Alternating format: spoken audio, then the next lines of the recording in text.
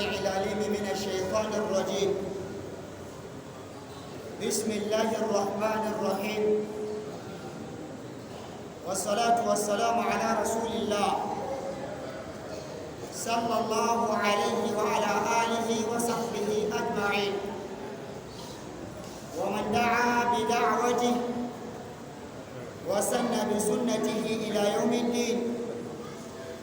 فسبحانك لا علم لنا إلا ما علمتنا إنك أنت العليم الحكيم. رب اشرح لي صدري ويسر لي أمري واحلل عقدة من لساني يفقه قولي. أما بعد، يا أمة الإسلام حراس العقيدة، إخواني في الله وأخواتي في الإسلام، أحييكم بتحية الإسلام وهي السلام عليكم ورحمة الله وبركاته. بركة مدهدوا أولنا دريني البركة درينا الخميس wanda ya dace da 5 ga watan 4 hijira ta annabi Muhammad sallallahu alaihi wa ala alihi wa sallam daga birnin Makka zuwa Madina shekara 1443, wanda ya yi daidai da 10 ga watan 11 shekara 2021 miladiyar aihuwar annabi Isa dan Maryam in ya inganta. Ci gaba da karatun wannan littafi na al-fiqh al-muyassar wanda nufba min al-ulama suka rubuta, wanda yau idan ba a manta ba za mu tashi kan al-babu al-thani. الباب الثاني في الآنية. kenan mun kwana a ƙarshen babi na farko, mas'ala ta 6. wannan babi na biyu, fil aniya, wanda ke bayani akan abin da ya shafi mazuban ruwa ko na abinci ko na abin sha ko mazuban da ba na abin sha ba ko na wanka da sauransu. al'aniya وفيه عدة مسائل. a ƙarƙashin wannan babi akwai mas'aloli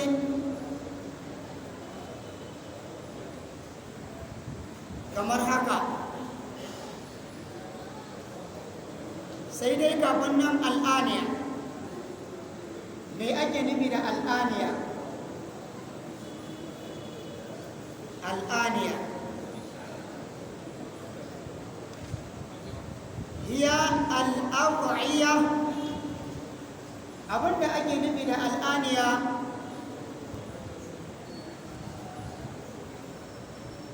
shine wani mazubin ruwa ko abinci ko abin sha allati yuhfazu fiha al-ma'u wa ghayruhu, wanda ake kiyaye ruwa a ciki, wa gairuhu, ko kuma wani ruwa, ko ya zama abinci ko dai wani abu, sawa'un kanat min al-hadid, wannan mazubin imma ya zamo daga karfe aka yi shi, bi ma'ana da karfe aka yi shi, aw min gairi, ko da wani karfe.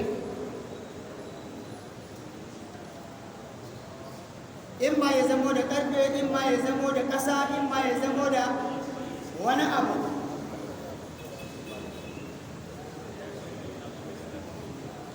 a wata ma'ana kana iya ce ma al'aniya wi'a'ul akli wa shurbi, mazubin abinci da abin sha.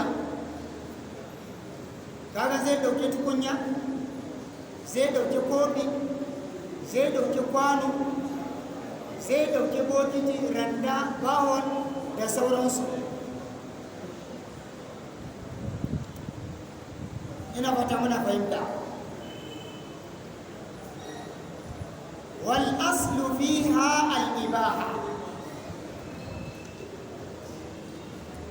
asalin wayannan ababe gabaki ɗaya da muka ambata asalinsu al ibaha, halasci ne. dukkan wani mazubi asalinsa halas ne ka yi amfani da shi.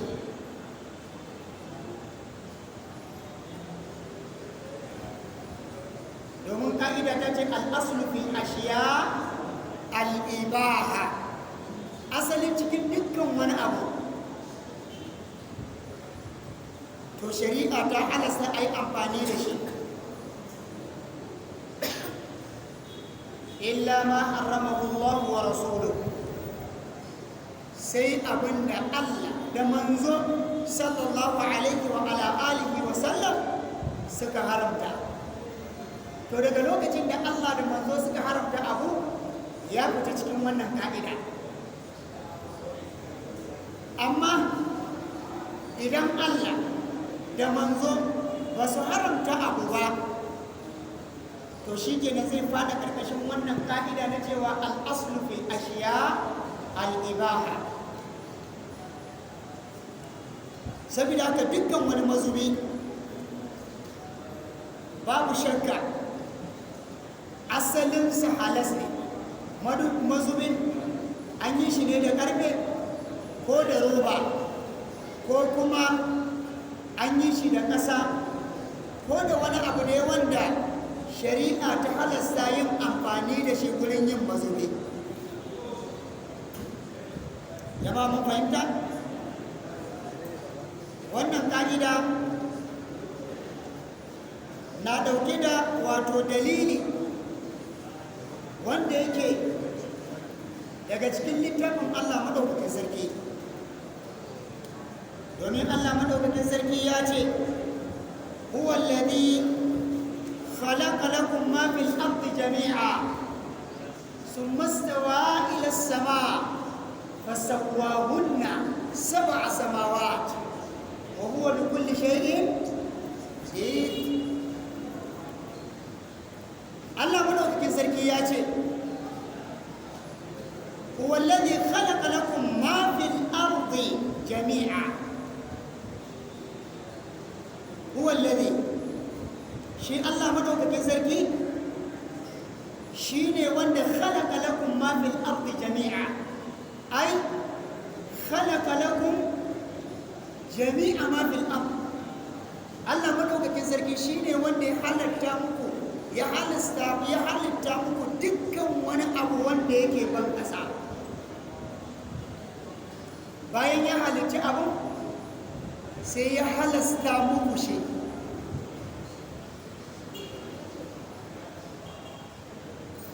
Allahu akbar. Allah madaukakin sarki ya tabbatar da cewa huwa alladhi khalaqa lakum ma fil ardi jami'a. Allah madaukakin sarki shine wanda ya wato kage halittar dukkan komai. dukkan wani abin da ka sani a cikin ƙasa, Allah madaukakin sarki shi ya kage halittarsa. bayan ya kage halittarsa sai ya halasta muku amfani da su. Allah madaukakin sarki ya yafe mana. kamar yadda muka ce a ƙarƙashin wannan babi akwai mas'aloli kamar haka. al-mas'alatul ula, mas'ala ta farko استعمال آنية الذهب والفضة وغيرهما في الطهارة. إلى متى منا فهمت؟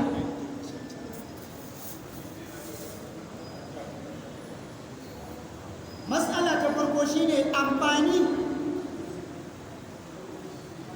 da mazubi wanda aka yi da zinari da kuma azurfa.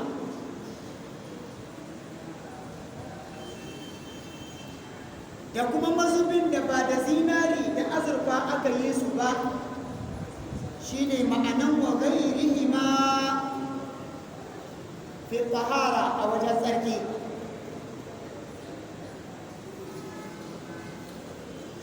Malamai suka ce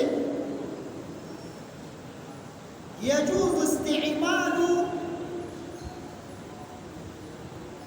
جميع الأواني في الأكل والشرب وسائر الاستعمال. malamai suka ce ya halasta a yi amfani da dukkan mazubai na cin abinci ko na abin sha. Ya halasta a yi amfani da su. wasa'ir isti'mal da kuma wani amfani wanda ba ci ba ko sha. Jama'a mun gani? Kenan zai iya ɗaukar ma'anar wanka, amfani da mazubi wajen wanka, amfani da mazubi wajen taskance ruwa, amfani da mazubi wajen yin abubuwa waɗanda suke daban-daban. Domin ma idan muka duba aka ce hiyal aw'iya allati yuhfazu fiha al-ma'u wa ghayruhu, sune mazubai al'aniya, mazuban da ake taskance ruwa a ciki da wani ruwa. Saboda haka idza kanat tahira mubaha, idza kanat tahiratan mubahatan, idan ta kasance bi ma'ana ababen da ake zuba ruwa a ciki, mazuban ruwa da ake zuba ruwa a ciki ko ake cin abinci a ciki ko ake wanka da shi ko ake nau'in ababe daban-daban da su, idan sun kasance masu tsarki ne,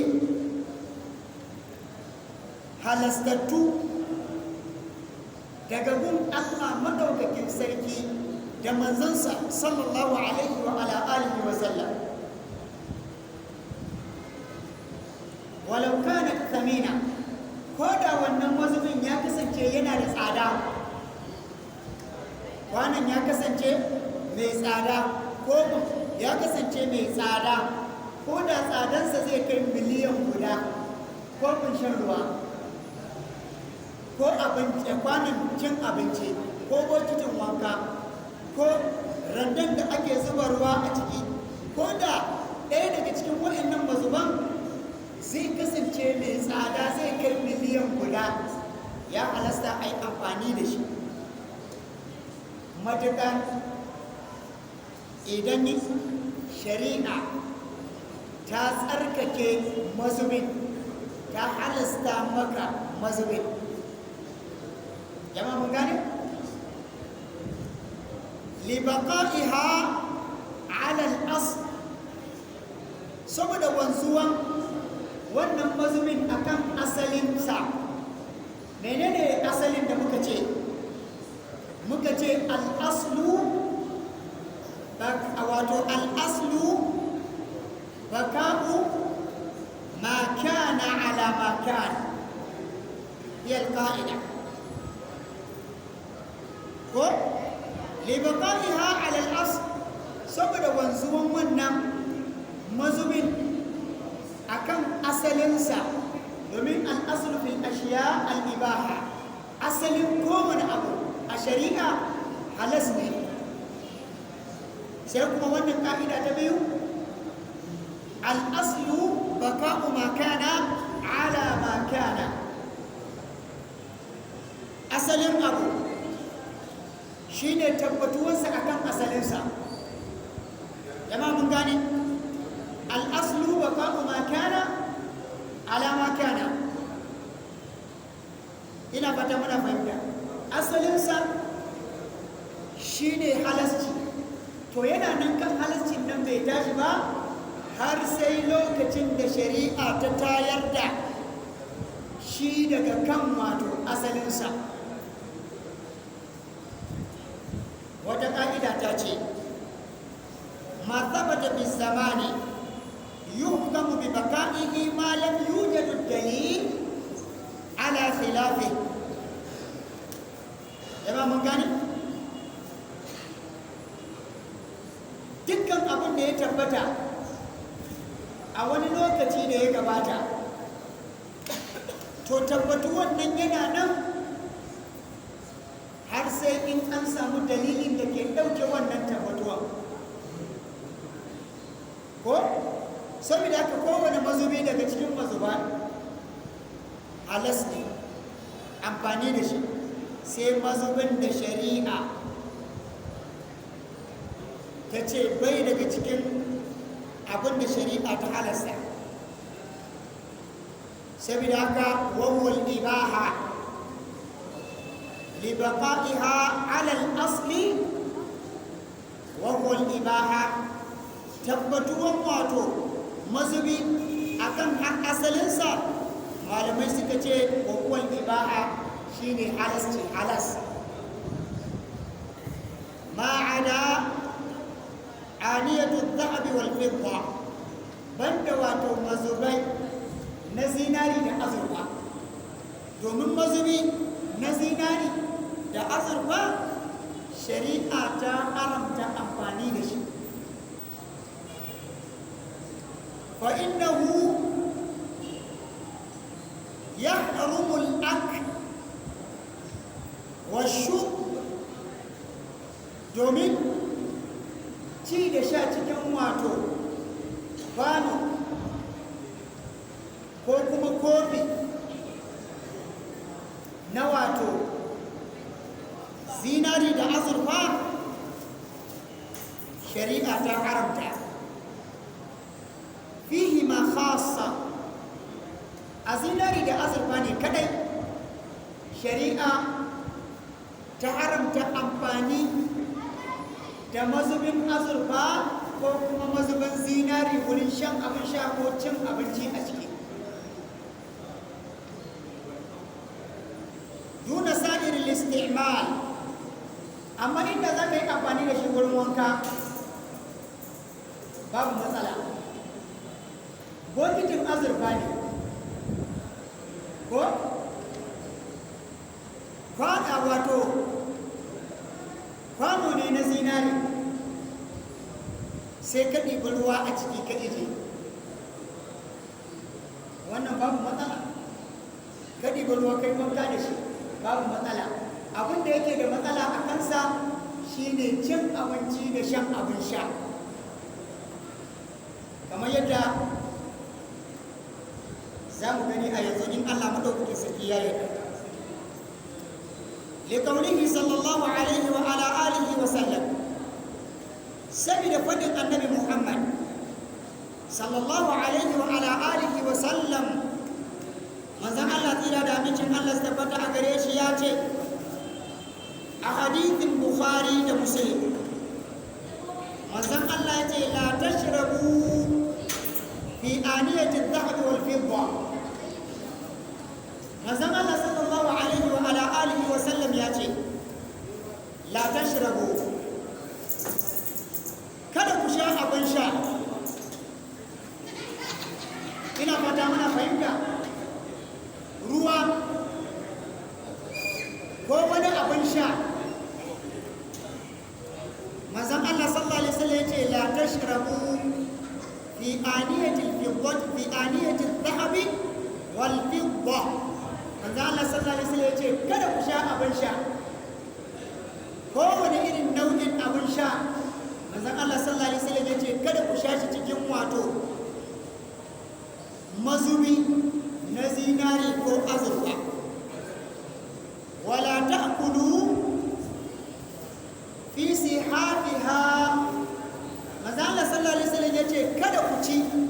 abinci cikin wato kwanuka na azurfa da kuma zinari. Kwano na zinari ko kuma na azurfa, manzon Allah sallallahu alaihi wasallam yace kada ku ci abinci a cikin su, kada ku sha abin sha a cikin wato mazubi na zinari da kuma azurfa.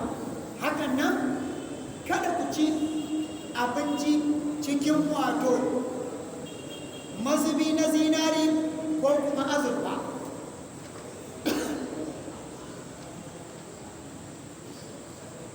Jama'a mun gane?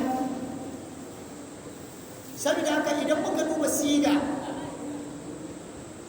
na wannan hadisi, umarni ne annabi sallallahu alaihi wa ala alihi wa sallam yake,